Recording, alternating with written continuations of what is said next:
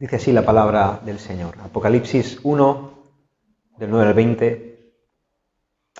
Dice: Yo, Juan, vuestro hermano, y copartícipe vuestro en la tribulación, en el reino y en la paciencia de Jesucristo. Estaba en la isla llamada Patmos por causa de la palabra de Dios y el testimonio de Jesucristo. Yo estaba en el Espíritu en el día del Señor, y oí detrás de mí una gran voz como de trompeta, que decía: Yo soy el Alfa y la Omega, el primero y el último. Escribe en un libro lo que ves y envíalo a las 7 iglesias que están en Asia, a Éfeso, Esmirna, Pérgamo, Tiátira, Sardis, Filadelfia y Laodicea. Y me volví para ver la voz que hablaba conmigo, y vuelto vi 7 candeleros de oro, y en medio de los 7 candeleros a uno semejante al Hijo del Hombre, vestido de una ropa que llegaba hasta los pies, y ceñido por el pecho con un cinto de oro.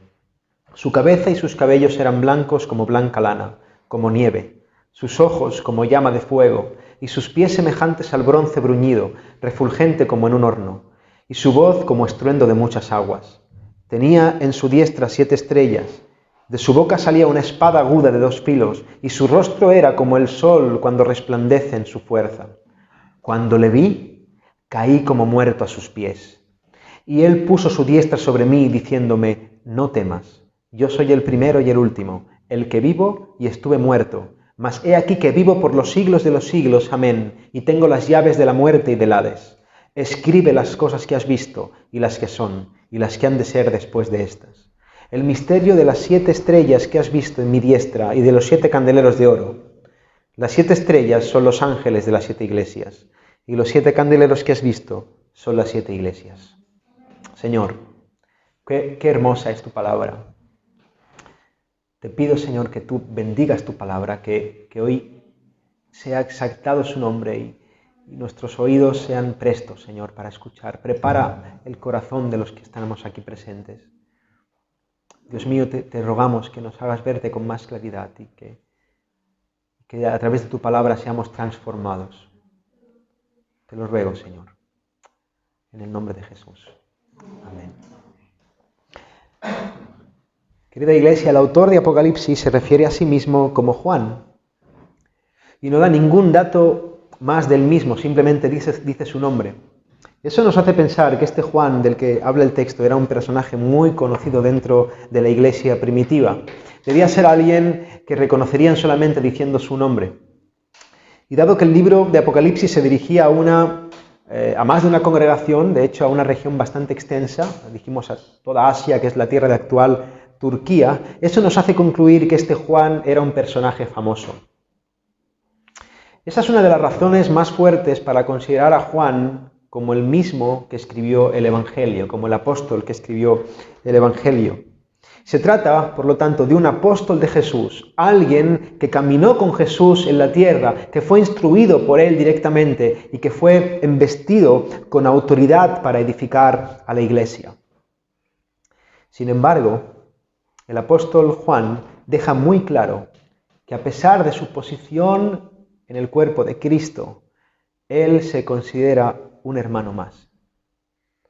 Juan dice: vuestro hermano, un hijo de Dios en Cristo igual a vosotros.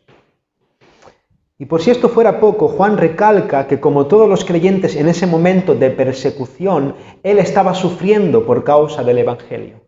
Juan estaba siendo copartícipe de la tribulación de la iglesia. Juan estaba padeciendo juntamente con sus hermanos y su paciencia estaba siendo tratada por medio de las aflicciones que estaba sufriendo en ese momento. Querida iglesia, qué importante es recordar que el cristianismo, o en el cristianismo, solamente hay un rey. Amén, solo un rey. Y que todos los demás, todos, absolutamente todos, no somos nada más que siervos de ese rey. Somos simples servidores que debemos estar dispuestos a todo por amor al rey. Y hoy en día vemos como hay hombres, multitud de hombres que se hacen llamar pastores, profetas e incluso apóstoles. Y los vemos viviendo una vida de lujos y exigiendo una pleitesía de los demás como si fueran príncipes. Vemos a multitudes venerándoles, dándoles dinero para que esos hombres se compren mansiones, se compren yates, se compren joyas. Y la proclama de estos falsos maestros es muy sencilla, pero cala muy hondo y manipula las emociones de la gente. Ellos dicen, mira, si somos hijos del rey, entonces todos somos príncipes. Los príncipes no deben vivir en miseria, ni sufrir, ni padecer. Por lo tanto, un siervo de Dios debe vivir como un marajá.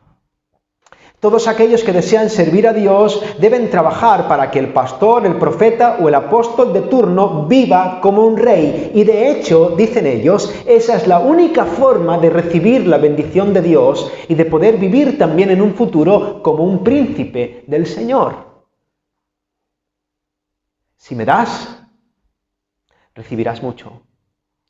Pero si rehusas darme, entonces el rey te va a castigar y tú no vas a prosperar por tacaño. Todo lo malo que te pase será porque eres un agarrado.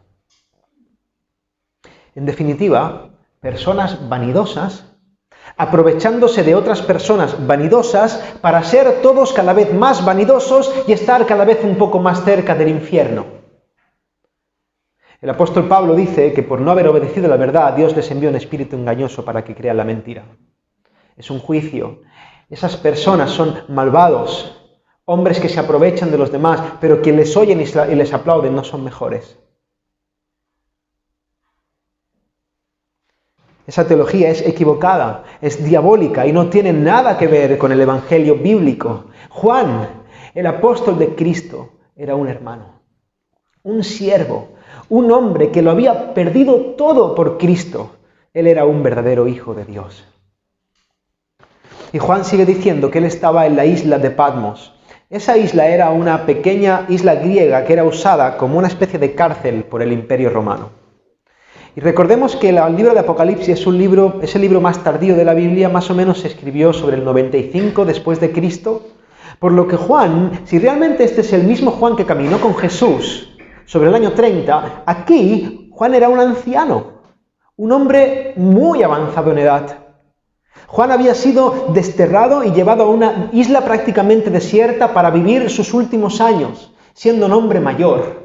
Y además el texto dice que había sido llevado a Patmos, a esa isla desierta, a causa de la palabra y el testimonio de Jesucristo, es decir, a causa del mensaje del Evangelio que tanto ofendía a judíos y a paganos. Juan era un fiel testigo del Señor Jesús que estaba siendo perseguido por predicar la verdad. Y esta es otra de las características que define a un siervo, a un verdadero hijo de Dios, alguien que está dispuesto a entregar su vida por el Evangelio, alguien que proclama la verdad a cualquier precio. Hoy en día, tal vez en España no nos destierren a la isla de Patmos, tal vez no nos metan en la cárcel todavía, pero la cosa se está poniendo cada vez peor. Hoy en día estamos siendo perseguidos cada vez más duramente ideológicamente. Bestias feroces como la teología liberal, como el relativismo moral, como la ideología de género, como la imposición victimista del lobby LGTB, están minando la Iglesia del Señor. La verdad de la palabra corre peligro, nuestra fe corre peligro, los fundamentos del cristianismo corren peligro, nuestra familia corre peligro, nuestros matrimonios corren peligro, nuestros hijos corren peligro. Y ante esto la pregunta es, ¿tú estás dispuesto a doblar la rodilla? ¿Estás dispuesto a que te lleven al destierro? ¿Estás dispuesto a que te encarcelen en Patmos? ¿Estás dispuesto a entregar tu vida por el Evangelio? ¿Qué vas a hacer? ¿Qué vas a hacer cuando te acusen de homófobo porque no permites el matrimonio homosexual en esta iglesia? ¿Qué vas a hacer cuando te quieran manipular emocionalmente con el victimismo y el chantaje emocional que tiene el mundo, cuando tú no estés de acuerdo con su moral? ¿Qué vas a hacer cuando esos que proclaman tolerancia, pero son los más intolerantes del mundo, te quieran cohibir y manipular y quieran acusarte de lo que no eres? ¿Qué vas a hacer cuando te digan que tienes odio cuando estás rebosando de amor? ¿Qué vas a hacer cuando le digan a tu hijo de 5 años en el colegio que si él quiere puede ser una niña o puede ser un niño en función de sus gustos? ¿Qué vas a hacer? ¿Qué vas a hacer cuando te digan que si no estás dispuesto a pasar por el aro te van a quitar a tus hijos? ¿Sabes qué, iglesia? Estamos muy dormidos. Nos pensamos que esto no va con nosotros y esta bestia cada vez se va haciendo más grande. Necesitamos orar, orar, orar, orar. Juan estaba en una situación parecida, perseguido por sus ideas, anciano en una isla desierta, sufriendo el destierro, en una isla prácticamente abandonada, cuando nos dice que en el día del Señor, es decir, en un domingo, el apóstol estaba en el Espíritu.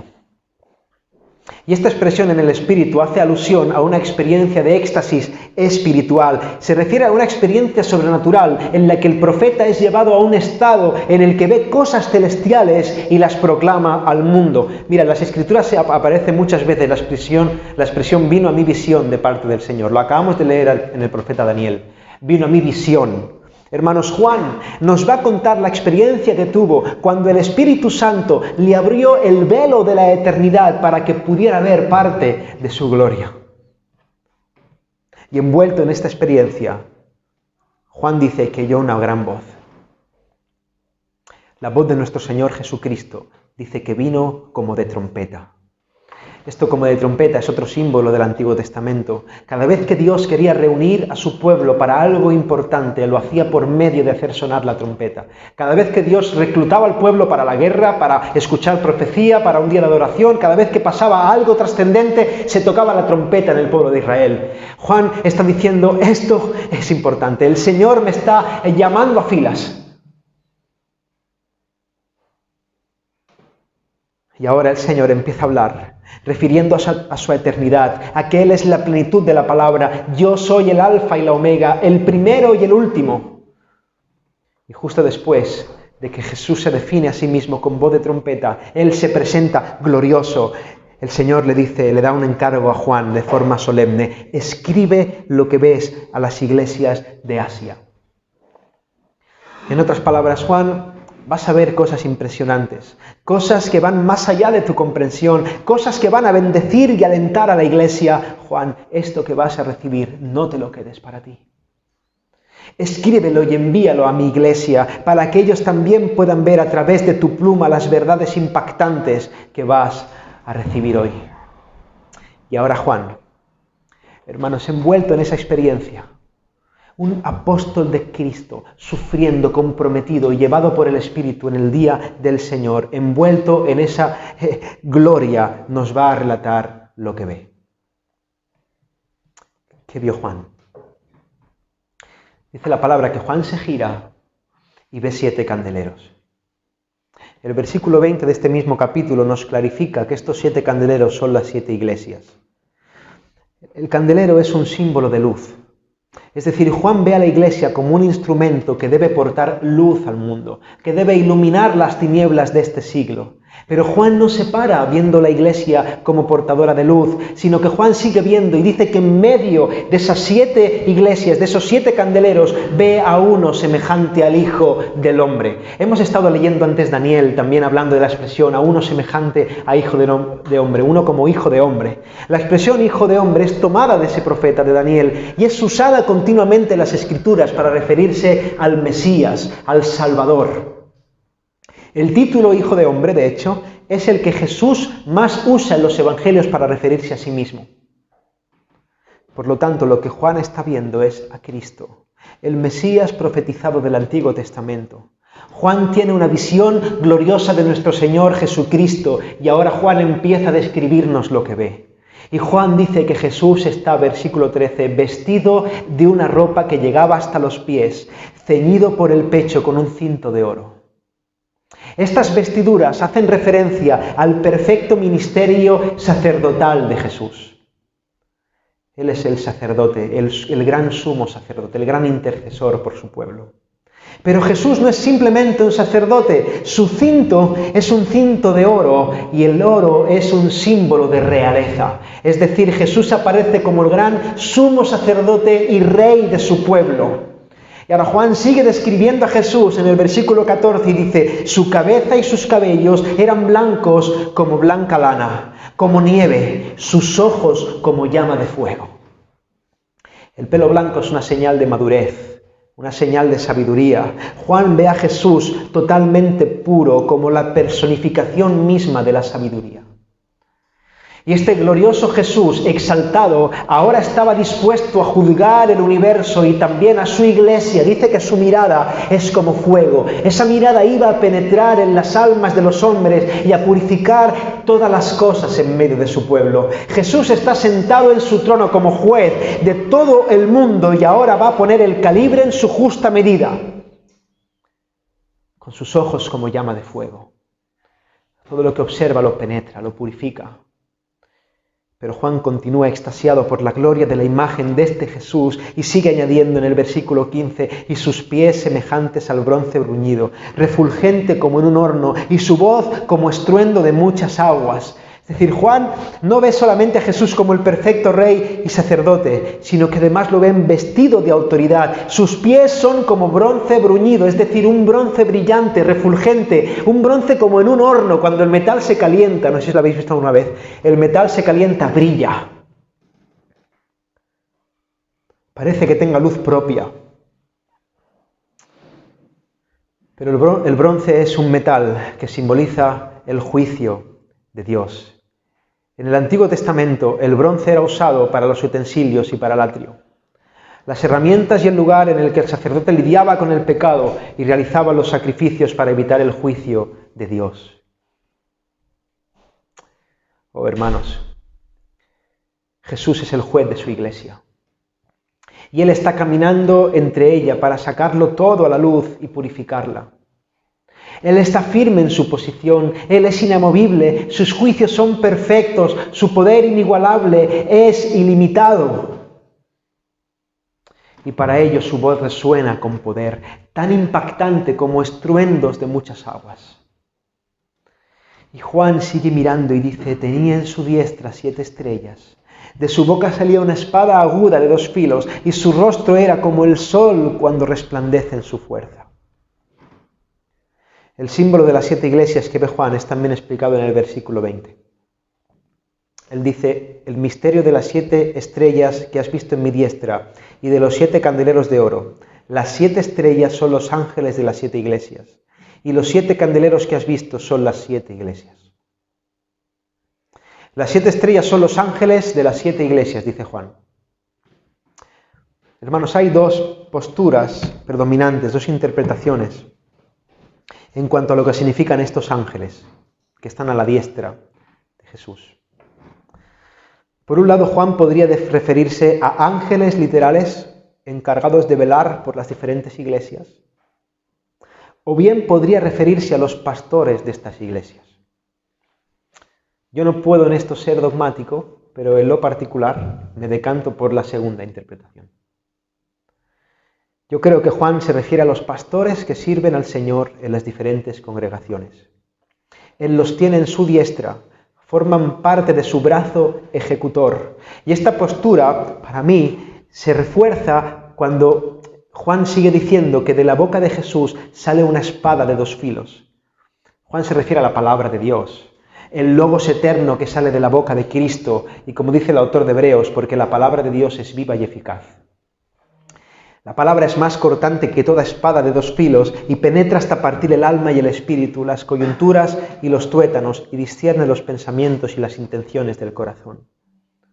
Es decir, Jesús tiene en su diestra a los pastores de la iglesia, encargados de predicar la palabra de Dios al pueblo de Dios. Y es Jesús el que usa su palabra predicada para edificar a su iglesia. Y eso es un encargo hecho a sus mensajeros particulares, en concreto a los pastores encargados de predicar su palabra. Hermanos, sea esta la interpretación correcta o no de este pasaje, lo que sí que el texto quiere enfatizar, lo que quiere resaltar es que Jesús es el que en última instancia vela por su iglesia. Jesús es el que juzga y el que edifica a su iglesia por medio de su palabra. Y finalmente, cuando Juan mira el rostro de Jesús, dice que es como el sol. Dice que brilla, que tiene luz propia, que deslumbra. Jesús es el Rey, sacerdote y juez glorioso que Juan está pudiendo mirar a los ojos, deslumbrado por la impresionante luz de su rostro. Ahora, ¿podemos imaginar lo que fue una visión tan grande? ¿Tú puedes imaginar por un momento, puedes concebir en tu corazón algo de lo que sintió y experimentó Juan al ver una gloria tan impresionante? El mismo Juan que se recostaba en el pecho de Jesús, caminando por las tierras de Palestina. El mismo que había caminado con él durante años. El mismo que lo había visto siendo entregado y traicionado por los suyos. El mismo Juan que contempló cómo le escarnecían. El mismo Juan que lo vio clavado en una cruz, siendo tratado como un miserable. Ese mismo Juan ahora estaba viendo a Cristo en su plenitud, en su gloria, en su majestad. Y la reacción de Juan era de esperar. Juan, ante esta visión, dice el versículo 17, dice: cuando le vi, caí como muerto a sus pies. Cuando Juan tiene esta visión gloriosa de Cristo, se le derrumba todo su mundo, se le caen todos los argumentos, se le hace añicos cualquier esperanza de justicia propia. Delante de esta visión, Juan comprende de una forma más clara su pequeñez, su fragilidad, su fealdad espiritual, su indignidad ante tal sublime santidad. Y cuando Juan puede ver esto, cae como muerto a los pies de Cristo. Y esta es la misma reacción que tiene toda persona que se encuentra con el Salvador. Es la misma reacción que tuvo Isaías. ¡Ay de mí, que soy hombre inmundo de labios inmundos! Es la misma reacción que tuvo Daniel, lo acabamos de leer. Es la misma reacción que tuvo Pablo cuando iba camino a Damasco. Es la misma reacción que tiene todo aquel que ha podido contemplar la gloria de la santidad y de la justicia de Cristo y a la vez contemplar su propio pecado, su maldad, su inmundicia. Cuando un pecador como tú y como yo se para delante del Jesús de la Biblia, solamente puede caer como muerto a sus pies. Mira, muchos hoy en día dicen conocer al Señor. Muchos dicen conocer a Cristo, pero cuando hablas con ellos, cuando ves cómo viven, te das cuenta que tristemente no conocen al Señor. Alguno me podría decir, no juzgues para no ser juzgados. También la Biblia dice, por sus frutos los conoceréis. No tengo ningún ánimo de señalar a nadie. No me gusta este deporte. Si fuera un deporte no lo practicaría. No me gusta. Pero tampoco puedo ser hipócrita y cuando algo se ve blanco hay que decir que es blanco y cuando algo se ve negro hay que decir que es negro. Y hay gente que te dicen, yo soy un hijo de Dios y tú los ves hablar, los oyes cómo piensan, ves cómo viven y dices, no. Aquí algo falla. A mí esto no me cuadra. Y entonces, ¿verdad que hay como una tensión en tu corazón? No quiero juzgar, a lo mejor es un cristiano enfermo que está mal, pero es que no sé, es que no parece que sea de Dios. No. Le han oído de oídas, lo han entendido en su mente. Lo han comprado a lo mejor por interés propio, lo han recibido como un regalo que complementa su vida, pero no le han visto con los ojos del alma. Su corazón no ha sido traspasado por la santidad de Dios, su alma no ha sido convencida de su miseria y de su urgente necesidad de un Salvador. Muchos hoy en día se dicen ser cristianos, pero realmente no han nacido de nuevo. Realmente no han tenido una experiencia sobrenatural con Dios, no han tenido un encuentro genuino con el Cristo resucitado y por esa razón su vida deambula entre el amor al mundo y el amor a la religión. Les gusta la iglesia, pero ponen límites en su entrega.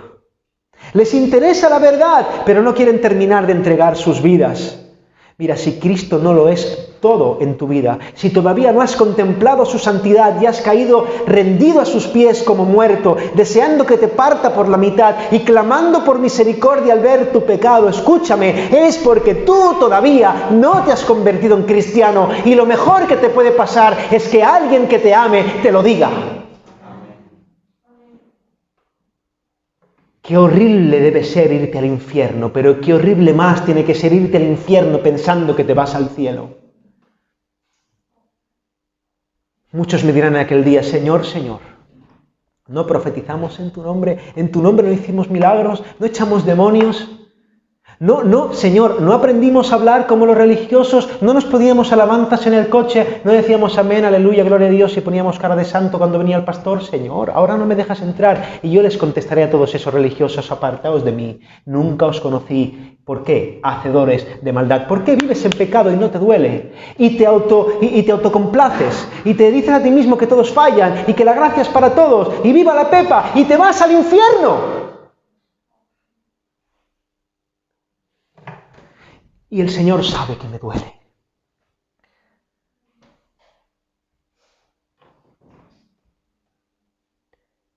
Apartaos de mí, hacedores de maldad. Todos aquellos que han nacido de nuevo experimentan de alguna u otra forma lo mismo. Caen a los pies de Cristo. Su vida es transformada por completo, radicalmente, de raíz. Su corazón es cambiado, sus afectos son distintos, porque todo aquel que realmente se encuentra con Jesús no puede seguir siendo el mismo. No puede. No puede seguir viendo los programas basura de televisión que ve.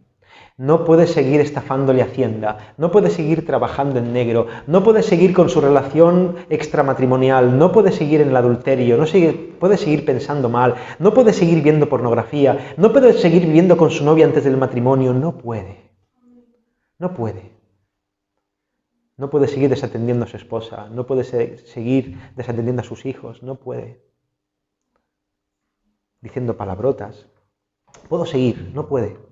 Lucha con eso, se pelea con uñas y dientes con eso, pide ayuda por eso, odia eso, le repugna eso. Si eso no ha pasado en tu vida, es porque tú no te has encontrado con el Salvador.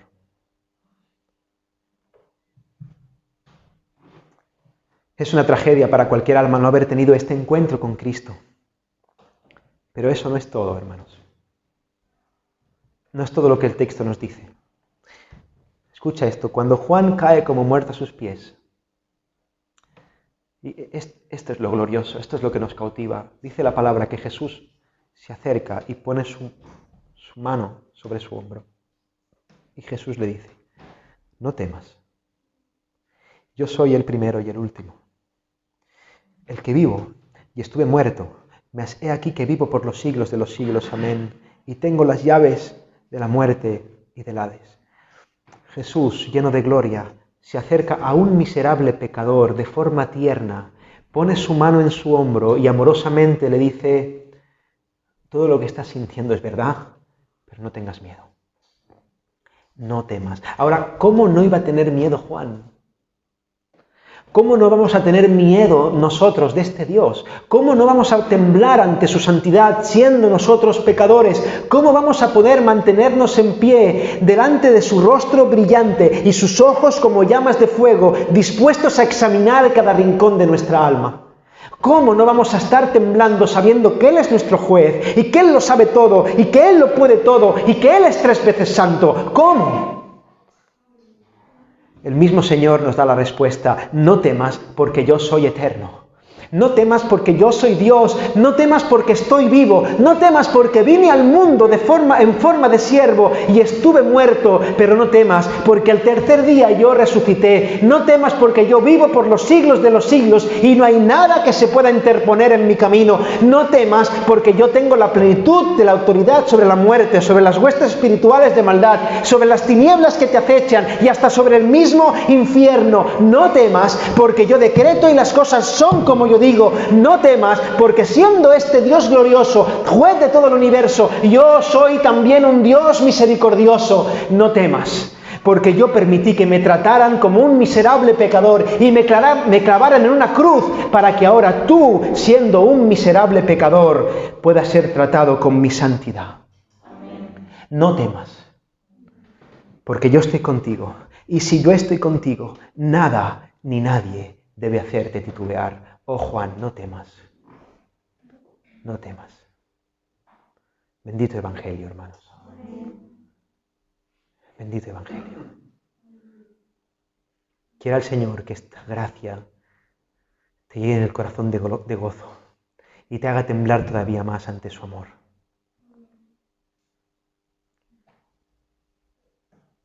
La conclusión de todo aquel que se encuentra con Cristo no termina con el temor de saber que es un pecador, de saber que Dios es un Dios santo. No termina con la convicción de que no mereces nada más que el infierno. No termina con convencerte de que no somos buenas personas, sino que realmente somos malos y merecemos el castigo.